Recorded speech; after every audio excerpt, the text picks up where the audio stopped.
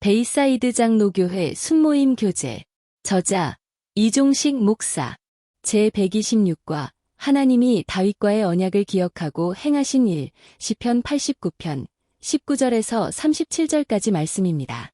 그때에 주께서 환상 중에 주의 성도들에게 말씀하여 이르시기를 내가 능력 있는 용사에게는 돕는 힘을 더하며 백성 중에서 택함받은 자를 높였으되 내가 내 종 다윗을 찾아내어 나의 거룩한 기름을 그에게 부었도다. 내 손이 그와 함께하여 견고하게 하고 내 팔이 그를 힘이 있게 하리로다. 원수가 그에게서 강탈하지 못하며 악한 자가 그를 공고하게 못하리로다. 내가 그의 앞에서 그 대적들을 박멸하며 그를 미워하는 자들을 치려니와 나의 성실함과 인자함이 그와 함께하리니 내 이름으로 말미암아 그의 뿔이 높아지리로다. 내가 또 그의 손을 바다 위에 놓으며 오른손을 강들 위에 놓으리니 그가 내게 부르기를 주는 나의 아버지시요 나의 하나님이시요 나의 구원의 바위시라 하리로다. 내가 또 그를 장자로 삼고 세상 왕들에게 지존자가 되게 하며 그를 위하여 나의 인자함을 영원히 지키고 그와 맺은 나의 언약을 굳게 세우며 또 그의 후손을 영구하게 하여 그의 왕위를 하늘의 날과 같게 하리로다. 만일 그의 자손이 내 법을 버리며 내 규례대로 행하지 아니하며 내 율례를 깨뜨리며 내 계명을 지키지 아니하면 내가 회초리로 그들의 죄를 다스리며 채찍으로 그들의 죄악을 벌하리로다.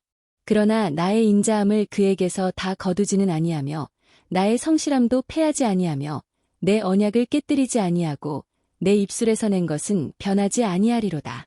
내가 나의 거룩함으로 한 번 맹세하였은즉 다윗에게 거짓말을 하지 아니할 것이라. 그의 후손이 장구하고 그의 왕위는 해같이 내 앞에 항상 있으며 또 궁창의 확실한 증인인 달같이 영원히 견고하게 되리라 하셨도다. 셀라. 아멘. 오늘 본문에서 하나님이 다윗을 어떻게 왕으로 삼으셨다고 말씀하고 있습니까? 그리고 그것이 당신에게 주는 교훈은 무엇이라고 생각하십니까? 오늘 본문에는 다윗을 어떻게 선택하였는지, 그리고 그에게 어떤 복을 주셨는지를 말씀하고 있습니다. 우리는 그러한 과정을 통해 인생이 어떻게 어떤 일에 부름을 받게 되고 그 일을 감당하게 되는지를 알게 됩니다.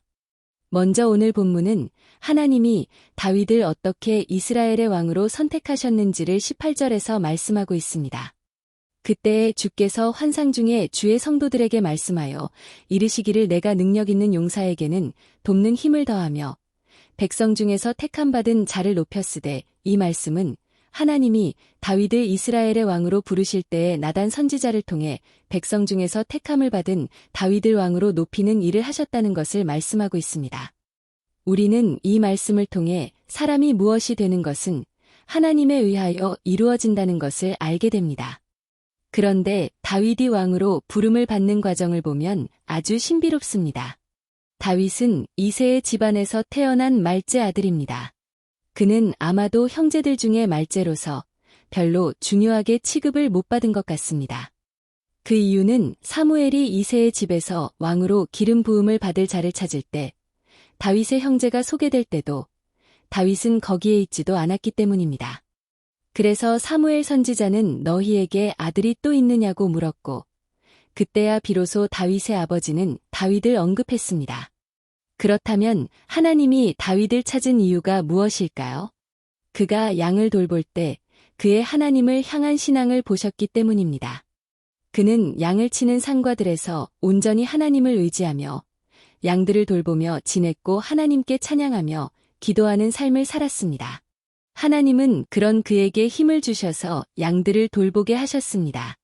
그런 교제 속에 하나님은 다윗을 임의하셨고 이스라엘의 새로운 왕이 필요할 때에 그를 세우시고자 하셨던 것입니다. 이런 것을 보며 그 무엇보다 중요한 것은 하루하루 하나님과의 진실한 개인적인 교제라는 것을 알게 됩니다. 그 이유는 하나님과의 개인적인 교제를 통해서만 우리는 하나님의 인정을 받을 수 있기 때문입니다. 생각해 보시기 바랍니다. 그 당시에는 하나님께 예배를 드리는 제사장들도 있었고 귀족들도 있었습니다. 그런데 하나님은 그들 가운데서 이스라엘의 왕을 찾지 않으셨습니다. 그리고 들과 산에서 양을 돌보는 다윗을 찾아 세우셨습니다.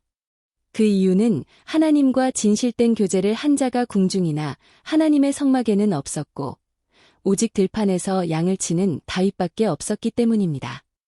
우리는 이러한 것에서 사람들이 많이 모이는 예배 중에 하나님께 경배드리는 것도 중요하지만 개인으로서 하나님을 만나 교제하는 것이 참으로 중요하다는 것을 알게 됩니다. 그리고 우리는 우리 자신을 돌아봐야 할 것입니다. 근래 내가 얼마나 하나님과 개인적인 교제를 가졌나 생각해 봐야 할 것입니다. 많이 부족하다는 생각이 든다면 하나님과의 개인적인 교제에 힘쓰도록 결단해야 할 것입니다. 그러나 우리는 가끔 착각을 일으킬 때가 있습니다. 사람들과 함께 군중 속에서 예배드리고 찬양드리는 것이 하나님과 교제하고 있다고 생각하는 것입니다. 물론 우리는 그렇게 주님과 교제할 수 있습니다. 군중 속에서도 개인적으로 하나님을 만날 수도 있기 때문입니다. 그러나 군중 속에서 하나님을 만나려면 의식적으로 주님과의 개인적인 교제를 하도록 노력해야 합니다. 가장 중요한 것은 개인적인 하나님과의 만남이 이루어져야 한다는 것을 잊지 말아야 합니다. 그러면 어떻게 해야 개인적인 만남을 가질 수 있을까요? 군중 속에서 친구를 만나 인사하듯, 그리고 대화를 갖듯이 하면 됩니다. 저 왔어요. 주님 저의 예배를 받아주세요. 그리고 제 사정이 이렇습니다. 제가 하는 일에 힘을 주세요. 도와주세요. 그러면 주님과 우리의 개인적인 교제가 이루어지는 것입니다. 오늘 본문 20절에서 24절을 보면 하나님은 사무엘을 통하여 다윗에게 왕이 되도록 기름을 부으셨습니다. 그리고 그와 함께 하셔서 그를 강하게 하시고 원수들이 그를 쓰러뜨리지 못하게 하셨습니다. 아마도 그 원수는 사울 왕과 그를 따르는 무리였을 것으로 생각됩니다. 그러나 하나님은 그 대적들을 다 물리치시고 다윗의 뿔을 높이셨다고 말씀하고 있습니다.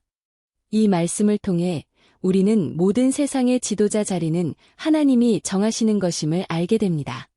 하나님이 다윗을 그가 목동이었을 때 왕으로 세우시기로 결정하시고 기름을 부으니 다윗은 왕이 되고 말았기 때문입니다.